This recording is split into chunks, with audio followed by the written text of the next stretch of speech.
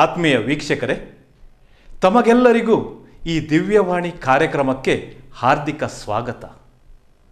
ಉಡುಪಿ ಧರ್ಮ ಪ್ರಾಂತ್ಯವು ಸಾದರಪಡಿಸುವ ಈ ಸುಂದರ ಕಾರ್ಯಕ್ರಮದಲ್ಲಿ ದೇವವಾಕ್ಯದ ಸವಿಯನ್ನು ನಾವು ಆಸ್ವಾದಿಸೋಣ. ಯೇಸು ಸ್ವಾಮಿಯ ಆದರ್ಶಗಳಲ್ಲಿ ನಮ್ಮ ಜೀವನವನ್ನು ನಾವು ಪಾವನಗೊಳಿಸೋಣ.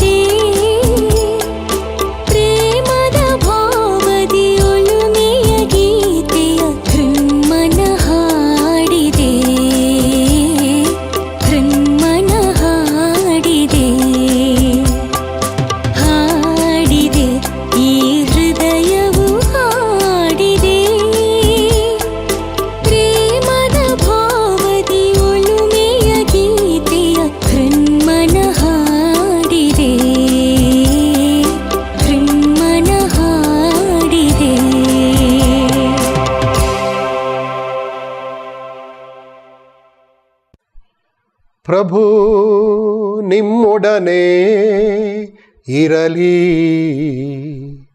ನಿಮ್ಮ ಆತ್ಮದೊಡನೆಯೂ ಇರಲಿ.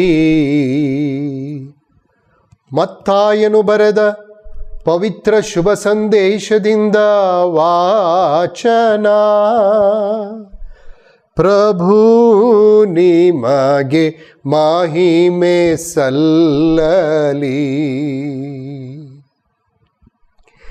ಯೇಸು ಸ್ವಾಮಿ ಗಲಿಲೆಯ ಸರೋವರದ ತೀರದಲ್ಲಿ ನಡೆದು ಹೋಗುತ್ತಿದ್ದರು. ಆಗ ಇಬ್ಬರು ಸಹೋದರರನ್ನು ಕಂಡರು.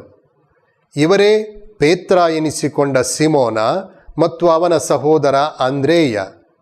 ಬೆಸ್ತರಾದ ಇವರು ಸರೋವರದಲ್ಲಿ ಬಲೆ ಬೀಸುತ್ತಾ ಇದ್ದರು. ನನ್ನನ್ನು ಹಿಂಬಾಲಿಸಿ ಬನ್ನಿ, ನಿಮ್ಮನ್ನು ಮನುಷ್ಯರನ್ನೇ ಹಿಡಿಯುವವರನ್ನಾಗಿ ಮಾಡುವೆನು ಎಂದು ಹೇಳಿ ಯೇಸು ಅವರನ್ನು ಕರೆದರು. ತಕ್ಷಣವೇ ಅವರು ತಮ್ಮ ಬಲೆಗಳನ್ನು ಬಿಟ್ಟು ಯೇಸುವನ್ನು ಹಿಂಬಾಲಿಸಿದರು. ಅಲ್ಲಿಂದ ಮುಂದಕ್ಕೆ ಹೋಗುತ್ತಿದ್ದಾಗ ಯೇಸು ಜೆಬೆದಾಯನ ಮಕ್ಕಳಾದ ಯಾಕೋಬ ಮತ್ತು ಯೋವಾನ ಎಂಬ ಇನ್ನಿಬ್ಬರು ಸಹೋದರರನ್ನು ಕಂಡರು. ಇವರು ತಮ್ಮ ತಂದೆ ಜೆಬೆದಾಯನೊಡನೆ ದೋಣಿಗೆಯಲ್ಲಿ ಬಲೆಗಳನ್ನು ಸರಿಪಡಿಸುತ್ತಿದ್ದರು. ಯೇಸು ಇವರನ್ನೂ ಕರೆದರು. ಕೂಡಲೇ ಅವರು ದೋಣಿಯನ್ನು ತಮ್ಮ ತಂದೆಯನ್ನು ಬಿಟ್ಟು ಯೇಸುವನ್ನು ಹಿಂಬಾಲಿಸಿದರು.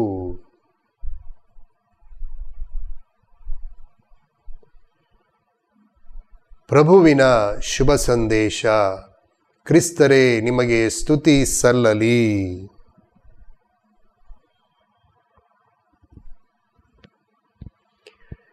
ಇದೊಂದು ದಂತಕತೆ. ಕೋಲ್ಕತ್ತಾದ ಮದರ್ ತೆರೇಸಾ, ಈಗ ಸಂತ ಮದರ್ ತೆರೇಸಾ ಅವರ ಬಳಿ ಒಂದು ದಿನ 3 ಯುವಕರು ಬಂದು ತಾವು ಕೂಡ ಆ ಮಹಾಮಾತೆಯನ್ನು ಅಂದರೆ ಮದರ್ ತೆರೇಸಾರವರನ್ನು ಹಿಂಬಾಲಿಸಬೇಕು, ಅವರ ಶಿಷ್ಯತ್ವವನ್ನು ಪಡೀಬೇಕು ಎಂದು ತಮ್ಮ ಬಯಕೆಯನ್ನು ತೋರ್ಪಡಿಸ್ತಾರೆ. ಆಗ ಮದರ್ ತೆರೇಸಾ ಹೇಳ್ತಾರೆ, ಸರಿ, ಏನು ವಿಶೇಷ ಅಂತಂದಾಗ ಆ 3 ಯುವಕರು ಹೇಳ್ತಾರೆ, ಅಮ್ಮ ಮದರ್ ತೆರೇಸಾರವರೇ, ನಾವು ಬಹಳ ಕೆಟ್ಟ ಜೀವನವನ್ನು ಜೀವಿಸಿದವರು, ಅನೇಕ ಜನರಿಗೆ ನಾವು ತೊಂದರೆ ಕೊಟ್ಟಿದ್ದೀವಿ, ಪಾಪದ ಜೀವನವನ್ನು ಜೀವಿಸಿದವರು ನಾವು. ಈಗ ಅಂಥ ಹಳೆ ಜೀವನವನ್ನು ಬಿಟ್ಟು ಹೊಸ ಜೀವನವನ್ನು ಪ್ರಾರಂಭ ಮಾಡಬೇಕು, ನಿಮ್ಮ ಶಿಷ್ಯತ್ವವನ್ನು ನಾವು ಅಂಗೀಕರಿಸಬೇಕು ಅನ್ನುವಂಥ ಮನೋಭಾವನೆಯಿಂದ ಇಲ್ಲಿಗೆ ಬಂದಿದ್ದೀವಿ ಅಂತ ಹೇಳ್ತಾರೆ. ಆಗ ಮದರ್ ತೆರೇಸಾರವರು, ಸರಿ ಪರವಾಗಿಲ್ಲ, ಆದರೆ ಒಂದು ಷರತ್ತು. ಏನು? ನಿಮಗೆ ನಾನು 10 ದಿನಗಳ ಅವಧಿಯನ್ನು, ಟೈಮನ್ನು ಕೊಡ್ತೀನಿ. ಈ 10 ದಿನಗಳಲ್ಲಿ ನೀವು ಮನೆಗೆ ಹೋಗಿಬಿಟ್ಟು ಆಮೇಲೆ ಬನ್ನಿ. ಬರಬೇಕಾದ್ರೆ ನೀವು ನಿಮ್ಮ ಪಾಪಕ್ಕೆ ಪಶ್ಚಾತ್ತಾಪ ಪಟ್ಟಿದ್ದೀರಿ, ಶಿಷ್ಯತ್ವವನ್ನು ಅಂಗೀಕರಿಸಲಿಕ್ಕೆ ಸಿದ್ಧರಿದ್ದೀರಿ ಎನ್ನುವುದರ ಸಂಕೇತವಾಗಿ, ನಿಮ್ಮ ತ್ಯಾಗದ ಸಂಕೇತವಾಗಿ ಏನಾದರೂ ವಸ್ತುವನ್ನು ತೆಗೆದುಕೊಂಡು ಬನ್ನಿ ಅಂತ ಹೇಳ್ತಾರೆ. ಸರಿ, ಈ 3 ಯುವಕರು ವಾಪಸ್ ಹೋಗ್ತಾರೆ. ವಾಪಸ್ ಹೋದ್ಮೇಲೆ 10 ದಿನಗಳ ನಂತರ ಬರ್ತಾರೆ ಪುನಃ. ಬಂದಮೇಲೆ ಒಬ್ಬ ಯುವಕ ಮುಂದೆ ಬರ್ತಾನೆ. ಮುಂದೆ ಬಂದು ಹೇಳ್ತಾನೆ, ಮದರ್ ತೆರೇಸಾರವರೇ, ನಾನು ಈ 10 ದಿನಗಳಲ್ಲಿ ನನ್ನ ಪಾಪಕ್ಕೆ ಪಶ್ಚಾತ್ತಾಪ ಪಟ್ಟಿದ್ದೀನಿ. ನಿಮ್ಮ ಶಿಷ್ಯತ್ವವನ್ನು ಅಂಗೀಕರಿಸುವ ಸಲುವಾಗಿ ನಾನು ಏನು ಕೊಡೋದು ಅನ್ನೋದನ್ನು ಯೋಚನೆ ಮಾಡ್ತಾ ಇರಬೇಕಾದ್ರೆ ನನ್ನ ಮನಸ್ಸಿಗೆ ಬಂದಿದ್ದು ನನ್ನ ಹತ್ತಿರ ಇರುವಂತಹ ಒಂದು ಗೋಲ್ಡ್ ಚೈನ್, ಬಂಗಾರದ ಚೈನ್. ನನ್ನ ತ್ಯಾಗದ ಸಂಕೇತವಾಗಿ, ಪಶ್ಚಾತ್ತಾಪದ ಗುರುತಾಗಿ ಈ ಚೈನನ್ನೇ ನಿಮಗೆ ಕೊಡ್ತಾ ಇದ್ದೀನಿ, ತೆಗೆದುಕೊಳ್ಳಿ ಅಂತ ಹೇಳಿಬಿಟ್ಟು ತಾಯಿಯ ಮುಂದೆ ಇಡ್ತಾನೆ, ಮದರ್ ತೆರೇಸಾರವರ ಮುಂದೆ ಇಡ್ತಾನೆ. ಮದರ್ ತೆರೇಸಾರವರು ಹೇಳ್ತಾರೆ, ಆಯ್ತಪ್ಪ, ಅಲ್ಲಿ ಬದಿಗಿಡು ಅಂತ ಹೇಳ್ತಾರೆ. 2ನೇ ಯುವಕ ಮುಂದೆ ಬರ್ತಾನೆ. 2ನೇ ಯುವಕ ಮುಂದೆ ಬಂದು ಹೇಳ್ತಾನೆ, ಮದರ್ ತೆರೇಸಾರವರೇ, ನಾನು ಕೂಡ ಈ 10 ದಿನಗಳಲ್ಲಿ ನನ್ನ ಪಾಪದ ಬಗ್ಗೆ ಚಿಂತನೆ ಮಾಡಿದೆ, ಪರಿವರ್ತನೆ ಬಗ್ಗೆ ಚಿಂತೆ ಮಾಡಿದೆ, ನಾನು ಏನು ನಿಮಗೆ ಕೊಡಬೇಕು ಅಂತ ಚಿಂತನೆ ಮಾಡಿದೆ. ಕೊನೆಗೆ ನನ್ನ ಮನಸ್ಸಿಗೆ ಬಂದಿದ್ದು ನನ್ನ ವಜ್ರದ ಉಂಗುರ. ಈ ವಜ್ರದ ಉಂಗುರವನ್ನೇ ನಿಮಗೆ ಕಾಣಿಕೆಯನ್ನಾಗಿ ಕೊಡಲಿಕ್ಕೆ ನಾನು ತಗೊಂಬಂದಿದ್ದೀನಿ, ದಯವಿಟ್ಟು ತಗೊಳ್ಳಿ. ಮದರ್ ತೆರೇಸಾರವರು ನೋಡ್ತಾರೆ, ಸರಿ, ವಜ್ರದ ಉಂಗುರವನ್ನು ಇಲ್ಲಿ ಪಕ್ಕದಲ್ಲಿ ಇಡು ಅಂತ ಹೇಳ್ತಾರೆ. ಆವಾಗ ಮೂರನೇ ಅವನು ಲೇಟಾಗಿ ಬರ್ತಾನೆ. ಬಂದವನು ಅಲ್ಲಿ ಸೇರ್ಕೊಳ್ತಾನೆ, ಮುಂದೆ ಬರ್ತಾನೆ. ಕೈಯಲ್ಲಿ ಒಂದು ಸಣ್ಣ ಖಾಲಿ ತಟ್ಟೆ ಇದೆ, ಖಾಲಿ ತಟ್ಟೆ. ಮದರ್ ತೆರೇಸಾರವರಿಗೆ ಆಶ್ಚರ್ಯ ಆಯಿತು. ಏನಪ್ಪ ಇದು ಖಾಲಿ ತಟ್ಟೆ ತಗೊಂಡು ಬಂದಿದೀಯಾ, ಏನು ಕತೆ ಅಂತ ಹೇಳಿದಾಗ ಆತ ಹಾಗೆ ಕಣ್ಣು ಮುಚ್ಕೊಳ್ತಾನೆ. ಅಮ್ಮ ಮದರ್ ತೆರೇಸಾರವರೇ, ನಿಜವಾಗಿ ನಾನು ಈ 10 ದಿನಗಳ ಕಾಲ ಬಹಳ ಪಶ್ಚಾತ್ತಾಪ ಪಟ್ಟೆ, ದುಃಖಪಟ್ಟೆ. ನಾನು ಕೂಡ ನಿಮ್ಮ ಶಿಷ್ಯತ್ವವನ್ನು ಅಂಗೀಕರಿಸಬೇಕು ಅಂತ ಹೇಳ್ಕೊಂಡು ಬಹಳ ಒಂದು ಆಸೆ ನನ್ನಲ್ಲಿ ಇದೆ. ಆದರೆ ನಾನು ಏನು ಕೊಡೋದು, ಏನು ವಸ್ತುವು ಕೂಡ ನನ್ನ ಈ ಒಂದು ಶಿಷ್ಯತ್ವಕ್ಕೆ ಅಂಗೀಕಾರಕ್ಕೆ ಸರಿ ಹೊಂದುವಂಥದ್ದಲ್ವೇ ಅಲ್ಲ. ಯಾವುದೇ ವಸ್ತು ಅಂಗೀಕಾರಕ್ಕೆ ಸರಿ ಹೊಂದುವಂಥದ್ದಲ್ಲ. ಹಾಗೇ ಹೇಳ್ತಾ ಇರಬೇಕಾದ್ರೆ ನಾನು ಏನು ಕೊಡಬೇಕು ಅಂತಂದಾಗ ನನ್ನ ಕಣ್ಣೀರನ್ನು ನಾನು ನಿಮಗೆ ಕೊಡಬೇಕು ಅಂತ ಹೇಳಿಕೊಂಡು ನಾನು ತಟ್ಟೆಯಲ್ಲಿ ನನ್ನ ಕಣ್ಣೀರನ್ನು ಸಂಗ್ರಹಿಸಿದ ಆ ಕಣ್ಣೀರು ಈಗ ಬತ್ತಿದೆ. ಅದನ್ನೇ ಬತ್ತಿದಂಥ ಕಣ್ಣೀರನ್ನು ನಿಮ್ಗೆ ಕೊಡ್ತಾ ಇದ್ದೀನಿ ಅಂತ ಹೇಳ್ಕೊಂಡು ತಟ್ಟೆ ಚಾಚ್ತಾ ಇರಬೇಕಾದ್ರೆ ಕಣ್ಣೀರು ಮತ್ತೆ ಧಾರಾಕಾರವಾಗಿ ಸುರಿತು ಆ ತಟ್ಟೆಯಲ್ಲೇ ಮತ್ತೆ ಬಿತ್ತು. ಮತ್ತೆ ಆ ತಟ್ಟೆಯಲ್ಲಿ ಕಣ್ಣೀರು ಮತ್ತೆ ಬಿತ್ತು. ಅದನ್ನೇ ಮದರ್ ತೆರೇಸಾರವರಿಗೆ ಕೊಡ್ತಾನೆ. ಮದರ್ ತೆರೇಸಾರವ್ರು ಹೇಳ್ತಾರೆ, ನಿಜವಾಗಿಯೂ ನೀನು ಪಾಪ ಪಶ್ಚಾತ್ತಾಪ ಪಟ್ಟಂತಹ ವ್ಯಕ್ತಿ, ನೀನು ಶಿಷ್ಯತ್ವ ಅಂಗೀಕರಿಸಲಿಕ್ಕೆ ನೀನು ಅರ್ಹ ಅಂತ ಹೇಳಿಬಿಟ್ಟು ಆಯಿತು ಬಾ ಮಗನೇ ಅಂತ ಹೇಳಿ ಕರೀತಾರೆ. ದೇವಾದಿದೇವ ಪ್ರಭು ಯೇಸು ಕ್ರಿಸ್ತರಲ್ಲಿ ನನ್ನ ಒಲವಿನ ಬಂಧುಗಳೇ, ಭಗಿನಿಯರೇ, ಶಿಷ್ಯತ್ವದ ಅಂಗೀಕಾರ, ಅನುಯಾಯಿ ಆಗಲಿಕ್ಕೆ ಇರಬೇಕಾದಂಥ ಅರ್ಹತೆ, ಇದರ ಬಗ್ಗೆ ಸ್ವಲ್ಪ ನಾವು ಧ್ಯಾನಿಸಬೇಕಾಗಿದ್ದು ಅತೀ ಸೂಕ್ತ. ಈಗಾಗಲೇ ನಾವು ಶುಭ ಸಂದೇಶದಲ್ಲಿ, ಮತ್ತಾಯನ ಶುಭ ಸಂದೇಶ 4ನೇ ಅಧ್ಯಾಯ 18ರಿಂದ 22ನೇ ವಚನಗಳಲ್ಲಿ ಈಗಾಗಲೇ ನಾವು ಕೇಳಿದೆವು. ಪ್ರಭು ಯೇಸು ಕ್ರಿಸ್ತರು ತಮ್ಮ ಶಿಷ್ಯರಾಗಲಿಕ್ಕೆ ಕೆಲವರನ್ನು ಆರಿಸಿಕೊಂಡಿರೋದು. ಅದರಲ್ಲೂ ಈಗ ತಾನೇ ನಾವು ಓದಿದ್ದನ್ನು ಆಲಿಸಿದೆವು. ಯಾರನ್ನೆಲ್ಲ ಅವರು ಆರಿಸ್ತಾರೆ, ಹೇಗೆ ಆರಿಸ್ತಾರೆ ಎಂದು. ಆತ್ಮೀಯ ಬಂಧು ಬಾಂಧವರೇ, ಹಾಗಾದರೆ ನಮಗೆ ಗೊತ್ತಿರೋ ಹಾಗೆ ಯಾರು ಶಿಷ್ಯರಾಗಲಿಕ್ಕೆ ಅರ್ಹ, ಅದರಲ್ಲೂ ಪ್ರಭು ದೇವರ ಅನುಯಾಯಿ ಆಗಲಿಕ್ಕೆ ಯಾರು ಅರ್ಹ, ಯಾರು ಅವರನ್ನು ಹಿಂಬಾಲಿಸಲಿಕ್ಕೆ ಅರ್ಹ, ಯಾರು ಅವರ ಶಿಷ್ಯತ್ವವನ್ನು ಪಡೀಲಿಕ್ಕೆ ಅರ್ಹ, ಅವರಲ್ಲಿ ಇರಬೇಕಾದ ಏನು ಅರ್ಹತೆಗಳು ಏನು ಎನ್ನುವುದನ್ನು ಸ್ವಲ್ಪ ಚಿಂತನೆ ಮಾಡಲಿಕ್ಕೆ ನೋಡೋಣ. ಈಗ C.S. ಲೂಯಿಸ್ ಎನ್ನುವಂತಹ ಒಬ್ಬ ಶ್ರೇಷ್ಠ ಆಧ್ಯಾತ್ಮಿಕ ಲೇಖಕ 3 ಮುಖ್ಯ ವಿಚಾರಗಳನ್ನು ನಮ್ಮ ಮುಂದೆ ಇಡ್ತಾನೆ. ಈ 3 ಮುಖ್ಯ ವಿಚಾರಗಳೇ ಶಿಷ್ಯತ್ವವನ್ನು ಪಡೀಲಿಕ್ಕೆ ಅರ್ಹತೆಯನ್ನು ಪಡಿತೀವಿ. ಯಾರು ಈ 3 ಸಂಗತಿಗಳನ್ನು ಪರಿಪಾಲಿಸ್ತಾನೆ, ಯಾರು ಈ 3 ಅಂಶಗಳನ್ನು ಜೀವನದಲ್ಲಿ ಅಳವಡಿಸ್ಕೊಳ್ತಾನೆ, ಅವನು ಅಥವಾ ಅವಳು ಪ್ರಭು ಯೇಸುವಿನ ದೇವಾದಿದೇವರ ಶಿಷ್ಯಳಾಗಲಿಕ್ಕೆ ಅರ್ಹ ಅಂತ. ಮೊದಲನೇದು, ಲೂಕನ ಶುಭ ಸಂದೇಶ 19ನೇ ಅಧ್ಯಾಯ 1ರಿಂದ ವಚನಗಳಲ್ಲಿ ನಾವು ಒಂದು ದೃಷ್ಟಾಂತವನ್ನು ನೋಡ್ತೀವಿ. ಏನು ಆ ದೃಷ್ಟಾಂತ? ಜೆರಿಕೋವಿನ ಜಕ್ಕಾಯನ ದೃಷ್ಟಾಂತ. ನಮ್ಗೆ ಗೊತ್ತಿದೆ, ಪ್ರಭು ಯೇಸು ಕ್ರಿಸ್ತರು ಒಂದು ದಿನ ದಾರಿಯಲ್ಲಿ ಹೋಗ್ತಾ ಇರಬೇಕಾದ್ರೆ ಒಂದು ಮರ ಸಿಗತ್ತೆ. ಮರದ ಮೇಲೆ ಈ ಜಕ್ಕಾಯ ಹತ್ತಿ ಕೂತ್ಕೊಂಡಿರ್ತಾನೆ. ಜಕ್ಕಾಯ ಗಿಡ್ಡ ವ್ಯಕ್ತಿ, ಧನಾಢ್ಯ. ಆದರೆ ಅವನು ಯೇಸು ಕ್ರಿಸ್ತರನ್ನು ಯೇಸು ಕ್ರಿಸ್ತರನ್ನು ನೋಡಬೇಕೆಂಬ, ಯೇಸು ಕ್ರಿಸ್ತರನ್ನು ಕಾಣಬೇಕೆಂಬಂಥ ಹಂಬಲ ಅವನಲ್ಲಿ ಇತ್ತು. ಯೇಸು ಕ್ರಿಸ್ತರನ್ನು ಕಾಣಬೇಕು, ಆದರೆ ಅವನಿಗೆ ಆಗ್ತಾ ಇರಲಿಲ್ಲ. ಮೊದಲನೇದಾಗಿ ಅವನು ಗಿಡ್ಡ ವ್ಯಕ್ತಿ, ಎರಡನೇದಾಗಿ ಧನಾಢ್ಯ, ಅವನು ಎಲ್ಲರ ಮುಂದೆ ಬರೋಕ್ಕಾಗಲ್ಲ. ಆ ದಿವಸ ಏನು ಮಾಡ್ತಾನೆ, ಅವನು ಮರ ಹತ್ತಿಬಿಡ್ತಾನೆ.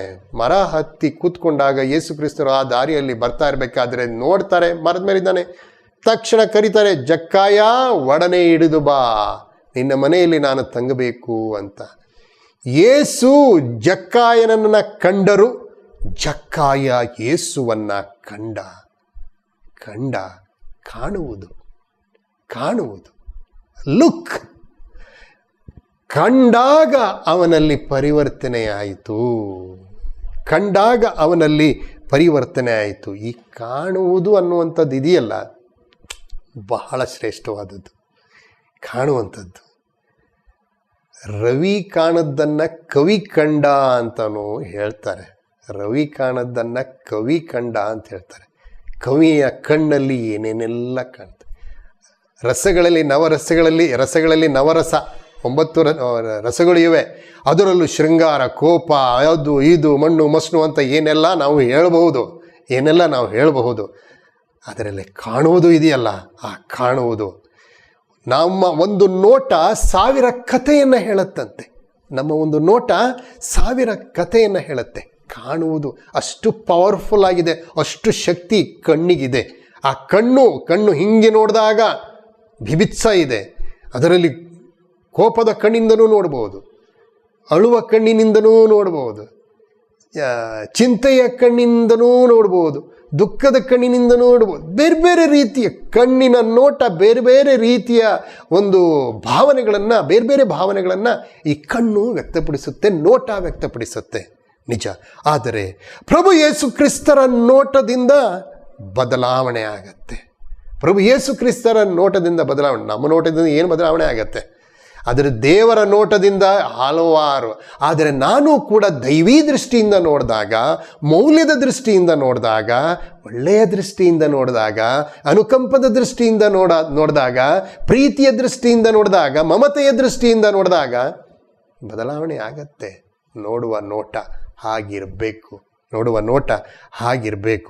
ಆತ್ಮೀಯ ಬಂಧು ಬಾಂಧವರೇ, ನಿಜವಾಗಿಯೂ ಪ್ರಭುವಿನ ಒಬ್ಬ ನಿಜವಾದ ಶಿಷ್ಯನಾಗಬೇಕು ಅಂತಂದರೆ, ಕಟ್ಟ ಅನುಯಾಯಿ ಆಗಬೇಕು ಅಂತಂತಂದರೆ ಆತ ಕಾಣಬೇಕು. ಏನು ಕಾಣಬೇಕು? ಪ್ರಭುವನ್ನು ಕಾಣಬೇಕು. ಯಾವ ರೀತಿ ಕಾಣಬೇಕು? ತನ್ನ ವಿಶ್ವಾಸದ ಕಣ್ಣಿನಿಂದ ಕಾಣಬೇಕು, ನಂಬಿಕೆಯ ಕಣ್ಣಿನಿಂದ ಕಾಣಬೇಕು. ಆ ನಂಬಿಕೆಯ ಕಣ್ಣಿನಿಂದ ಕಂಡಾಗ ಮತ್ತು ಭರವಸೆಯ ಮತ್ತು ವಿಶ್ವಾಸದ ಕಣ್ಣಿನಿಂದ ನೋಡಿದಾಗ ಖಂಡಿತ ಬದಲಾವಣೆ ಸಾಧ್ಯ. ಆತ ಪ್ರಭು ಯೇಸುವಿನ ಅನುಯಾಯಿ ಆಗಲಿಕ್ಕೆ ಸಾಧ್ಯ. ಅದು ಅವನಿಗೆ ಅರ್ಹತೆಯಾಗತ್ತೆ. ಮೊದಲನೇದು ಕಾಣುವುದು. ಎರಡನೇದು ಲೂಕನ ಶುಭ ಸಂದೇಶ 10ನೇ ಅಧ್ಯಾಯ 38ರಿಂದ ವಚನಗಳು. ಇದರ ಬಗ್ಗೆ ನಾವು ಭಾಳಷ್ಟು ಬಾರಿ ಚಿಂತನೆ ಮಾಡಿದ್ದೀವಿ. ಅದು ನಿಮಗೆ ಗೊತ್ತಿರುವ ಹಾಗೆ ಬೆತಾನಿಯ ಎಂಬ ಊರಿನ ಮಾರ್ತಾ ಮತ್ತು ಮರಿಯಳ ಒಂದು ದೃಷ್ಟಾಂತ.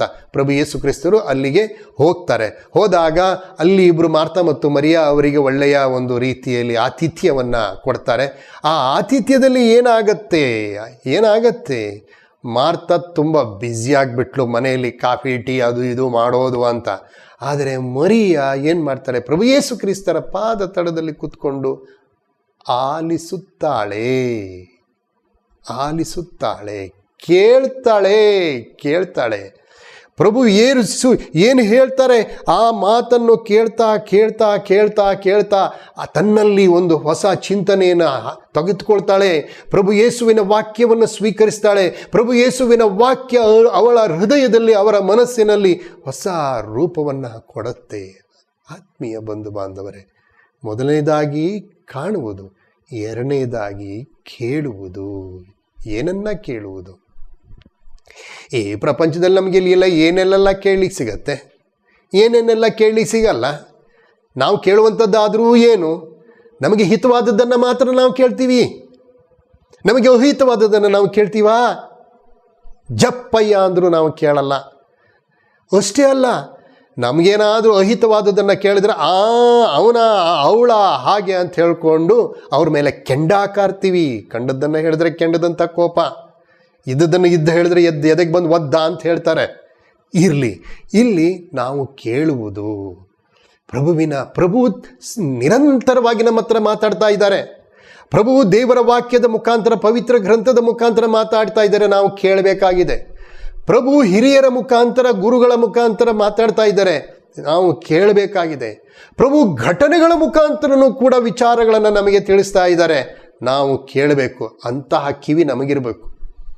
ಕೇಳಲು ಕಿವಿಯುಳ್ಳವನು ಕೇಳಲಿ ಎಂದು ಪ್ರಭು ಯೇಸು ಕ್ರಿಸ್ತರು ಹೇಳ್ತಾರೆ. ಕೆಲವು ಸತಿ ಮತ್ತೊಂದು ಸರ್ತಿ ಹೇಳ್ತಾರೆ ಪ್ರಭು ಯೇಸು ಕ್ರಿಸ್ತರು. ಅವರು ನೋಡಿಯೂ ನೋಡದವರು, ಕಂಡೂ ಕೇಳಿಯೂ ಕೇಳದವರು, ಕಣ್ಣಿದ್ದು ಕುರುಡರು, ಕಿವಿ ಇದ್ದರೂ ಕಿವುಡರು, ಕಣ್ಣಿದ್ದು ಕುರುಡರು, ಕಿವಿ ಇದ್ದರೂ ಕಿವುಡರು. ಆತ್ಮೀಯ ಬಂಧು ಬಾಂಧವರೇ, ಪ್ರಭು ಮಾತಾಡೋದನ್ನು ನಾವು ಕೇಳೋಣ. ಸರಿಯಾದ ರೀತಿಯಲ್ಲಿ ಕೇಳಿ ನಮ್ಮ ಬಾಳನ್ನು ನಾವು ಬದಲಾಯಿಸಲಿಕ್ಕೆ ಪ್ರಯತ್ನ ಮಾಡೋಣ. ಒಂದಿನ ಒಬ್ಬರು ಹಿರಿಯರು ಕೂತ್ಕೊಂಡಿದ್ದರು. ಅವ್ರ ಸಂಬಂಧಿಕರು ಒಬ್ಬರು ಅವರನ್ನು ನೋಡ್ಲಿಕ್ಕೆ ಬಂದರು. ನೋಡ್ಲಿಕ್ಕೆ ಬಂದ ತಕ್ಷಣ ಅವನು ಯಾರು, ಬಂದವನು ಯಾರು? ನಂಬರ್ 1 ಕುಡುಕ. ಸರಿ, ಇವನು ಕುಡುಕ ಬರ್ತಾ ಇದ್ದಾನಲ್ಲ, ಇವನಿಗೆ ಬುದ್ಧಿ ಹೇಳಬೇಕು. ಇವತ್ತು ಅವನಿಗೆ ಸರಿಯಾಗಿ ಬುದ್ಧಿ ಹೇಳಿ ಇವತ್ತಿಂದ ಅವನು ಕುಡಿಯೋದನ್ನು ಬಿಡಬೇಕು ಅಂತ ಹೇಳ್ಕೊಂಡು, ಬರಲಿ ಗೇಟಿಂದ ಒಳಗಡೆ ಬರ್ತಾ ಇದ್ದಾನೆ, ಗೇಟಿಂದ ಒಳಗಡೆ ಬಂದ ಮೇಲೆ ನನ್ನ ರೂಮಿಗೆ ಬರ್ತಾನೆ, ನಾನು ಅವನ ಹತ್ರ ಮಾತಾಡಬೇಕು ಅಂತ ಹೇಳ್ಕೊಂಡು ಈ ಹಿರಿಯವರು ಸುಮ್ಮನೆ ಕೂತ್ಕೊಂಡು ಅವನ ಬರೋದನ್ನು ನೋಡ್ತಾ ಇದ್ರು. ಅಂತೂ ಇಂತೂ ಅವನು ಬಂದ. ಒಳಗಡೆ ಬಂದವನು ಅದು ಇದು ಮಾತಾಡ್ತಾ, ಸ್ವಾಮಿ ಹೇಗಿದ್ದೀರಿ, ದೊಡ್ಡವರು ನೀವು ಹೇಗಿದ್ದೀರಿ? ನಾನು ಚೆನ್ನಾಗಿದ್ದೀನಿ, ಹಾಗೆ ಹೀಗೆ ಅಂತ ಹೇಳ್ಕೊಂಡ. ಆಮೇಲೆ ಅಂದಹಾಗೆ ಈ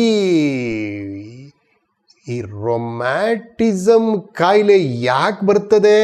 ರೊಮ್ಯಾಟಿಸಮ್ ಅಂತಂದರೆ ಕಾಲಿಗೆ ಇದಕ್ಕೆಲ್ಲ ಬರುವಂಥದ್ದು ಕಾಯಿಲೆ, ನೋವದು. ಈ ರೊಮ್ಯಾಟಿಸಮ್ ಕಾಯಿಲೆ ಯಾಕೆ ಬರ್ತದೆ? ತಕ್ಷಣ ಹಿರಿಯರಿಗೆ ಸಿಕ್ಕಿದ್ದೇ ಅಂಶ ಅಂತ ಹೇಳ್ಕೊಂಡ್ಬಿಟ್ಟು ಈಗ ಆ ಅಂಶದಿಂದ ಅಂಕುಶ ಬಿಡಬೇಕು ಅಂತ ಹೇಳ್ಕೊಂಡ್ಬಿಟ್ಟು, ನಿನಗೆ ಅಷ್ಟು ಗೊತ್ತಾಗಲ್ವಾ? ರೊಮ್ಯಾಟಿಸಮ್ ಕಾಯಿಲೆ ಬರೋದು ಕುಡುಕತನದಿಂದ. ನೀನು ಸಿಕ್ಕಾಪಟ್ಟೆ ಕುಡಿದ್ರೆ ನಿನಗೂ ಹಾಗೆ ಬರುತ್ತೆ. ಯಾಕೆ, ಏನಾಯಿತು? ಅದರಿಂದ ತುಂಬ ನೋವಾಗತ್ತಾ? ಭಾಳ ನೋವಾಗತ್ತೆ, ಆಮೇಲೆ ಸಾವು ಕೂಡ ಬರುತ್ತೆ, ತುಂಬ ತೊಂದರೆ ಆಗಿಬಿಡುತ್ತೆ ನೋಡು. ಹಂಗೆ. ಹೌದಾ? ಯಾಕೆ? ಅಲ್ಲ, ನಾನು ಪೇಪರ್ನಲ್ಲಿ ಓದಿದೆ, ಅದ್ಯಾವುದೋ ದೊಡ್ಡ ಗುರುಗಳಿಗೆ ರೊಮ್ಯಾಟಿಸಮ್ ಕಾಯಿಲೆ ಬಂದಿದೆ ಅಂತೆ, ಅವರೇನಾದರೂ ಕುಡಿತಾರಾ? ಆತ್ಮೀಯ ಬಂಧು ಬಾಂಧವರೇ, ನಾವು ಅವನನ್ನು ಸರಿಪಡಿಸ್ಲಿಕ್ಕೆ ಹೋಗಿ ನಾವು ಇನ್ನೇನನ್ನೋ ಹೇಳ್ತೀವಿ, ಅವನು ಇನ್ನೇನೋ ಕೇಳ್ತಾನೆ. ನಾವು ಹೇಳಬೇಕಾದ್ರೂ ಸರಿಯಾದ ರೀತಿಯಲ್ಲಿ ಆಲಿಸಿ ವಿಮರ್ಶಿಸಿ ನಾವು ಕೇಳಬೇಕಾಗತ್ತೆ. ಕೇಳೋದನ್ನು ಸರಿಯಾದ ರೀತಿಯಲ್ಲೂ ಕೂಡ ನಾವು ಕೇಳಬೇಕಾಗತ್ತೆ. ಮೊದಲನೇದಾಗಿ ಪ್ರಭುವಿನ ಶಿಷ್ಯನಾಗಲಿಕ್ಕೆ ಅರ್ಹತೆಯನ್ನು ಪಡಿಬೇಕಾದರೆ ನಾನು ನೋಡಬೇಕು. ವಿಶ್ವಾಸದ ಕಣ್ಣಿನಿಂದ ಪ್ರಭುವನ್ನು ನಾನು ಕಾಣುವುದು.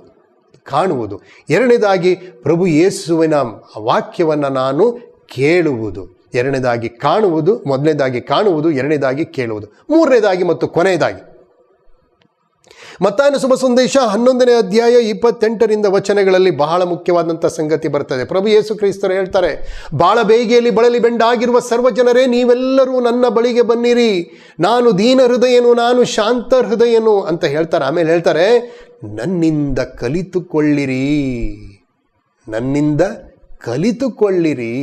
ಕಲಿಯುವುದು. ಮೊದಲನೇ ಕಾಣುವುದು, ಎರಡನೇ ಕೇಳುವುದು, ಮೂರನೇ ಕಲಿಯುವುದು. ಆತ್ಮೀಯ ಬಂಧು ಬಾಂಧವರೇ, ಪ್ರಭು ಯೇಸು ಈ ಮಾತನ್ನು ಮಾತಿನಲ್ಲಿ ಸುಮ್ಮನೆ ಹೇಳಲಿಲ್ಲ. ಪ್ರಾಕ್ಟಿಕಲ್ ಆಗಿ ಅವರು ತೋರಿಸ್ಕೊಟ್ಟಿದ್ದಾರೆ, ಹೇಗೆ ಜೀವಿಸಬೇಕು, ಹೇಗೆ ಕಲಿಬೇಕು, ಏನು ಕಲಿಬೇಕು ಅಂತ. 1-2 ವರ್ಷ ಕಲ್ತಿದ್ದಲ್ಲ. ನಮ್ಮಲ್ಲಿ ಭಾಳ ಜನ ಇದ್ದಾರೆ, ಯಾರೋ ಒಬ್ರ ಜೊತೆಗೆ ಒಂದು ಸ್ವಲ್ಪ ಏನೋ ಒಂದು ಚೂರು ಕಲಿತಾರೆ, ಮಾರನೇ ದಿನ ನಾನೇ ಕಲ್ತ್ಬಿಟ್ಟಿದ್ದೀನಿ ಆಗಲೇ. ನಮ್ಮ ಒಬ್ಬರು ಲಾಯರ್ ಹೇಳ್ತಾಯಿದ್ರು, ನನ್ನ ಹತ್ರ ಜೂನಿಯರ್ ಆಗಿ ಅಸಿಸ್ಟೆಂಟ್ ಆಗಿ ಬಂದವನು ಒಂದೇ ತಿಂಗಳಲ್ಲಿ ಅವನೇ ಇಂಡಿಪೆಂಡೆಂಟ್ ಆಗಿಬಿಟ್ಟ, ಸ್ವತಂತ್ರ ಆಗಿಬಿಟ್ಟ ಅಂತ. ಅವ್ರು ಹೇಳ್ತಾರೆ, ನಾನು ನಮ್ಮ ಸೀನಿಯರ್ ಲಾಯರ್ ಕೆಳಗಡೆ 6 ವರ್ಷ ಕೆಲಸ ಮಾಡಿದ್ದೀನಿ. ಅದರಿಂದ ನನಗೆ ಸ್ವಲ್ಪ ಮಟ್ಟಿಗೆ ಅನುಭವ ಬಂತು, ಸ್ವಲ್ಪ ಮಟ್ಟಿಗೆ ಏನು ಎತ್ತ ಅಂತ ಹೇಳ್ಕೊಂಡು ಕಲೀಲಿಕ್ಕಾಯ್ತು. ಇವರು ಏನೂ ಕಲಿಯಲ್ಲ, ಹೋಗಿ ಮತ್ತೊಂದೇನೋ ಮಾಡಿಬಿಡ್ತಾರೆ, ಅಭಾಸಗಳನ್ನು ಮಾಡ್ತಾರೆ, ತಪ್ಪುಗಳನ್ನು ಮಾಡ್ತಾರೆ. ಸರಿಯಾದ ರೀತಿಯಲ್ಲಿ ಕಲಿತಾಗ ತಪ್ಪುಗಳಾಗೋದು ತುಂಬ ಕಡಿಮೆ. ಬಹಳ ಕಡಿಮೆ. ನಾವು ಸರಿಯಾದ ರೀತಿಯಲ್ಲಿ ಕಲಿಯಬೇಕು. ಪ್ರಭು ಯೇಸು 1-2 ವರ್ಷ ಕಲಿತಿದ್ದಲ್ಲ, 30 ವರ್ಷ ತನ್ನ ತಂದೆ ತಾಯಿಗಳ ಜೊತೆಗೆ ಇದ್ದು ಕಲಿತರು. 30 ವರ್ಷ ತಮ್ಮ ತಂದೆ ತಾಯಿಗಳ ಜೊತೆಗೆ ಅವರಿಗೆ ವಿಧೇಯರಾಗಿ ಇದ್ದು ಎಲ್ಲವನ್ನ ಅವರು ಕಲಿತರು. 30 ವರ್ಷ ಕಲಿತಿದ್ದನ್ನು 3 ವರ್ಷದಲ್ಲಿ ಸಾಧಿಸಿ ತೋರಿಸಿದರು. ನಮ್ಮದು ಉಲ್ಟಾ. ಅಲ್ಪ ವಿದ್ಯೆ ಮಹಾಗರ್ವಿ. ಸ್ವಲ್ಪ ತಿಳ್ಕೊಂಡಿರ್ತೀವಿ, ಎಲ್ಲ ಗೊತ್ತಿದೆ ಅಂತ ವರ್ತಿಸ್ತೀವಿ. ಆತ್ಮೀಯ ಬಂಧು ಬಾಂಧವರೇ,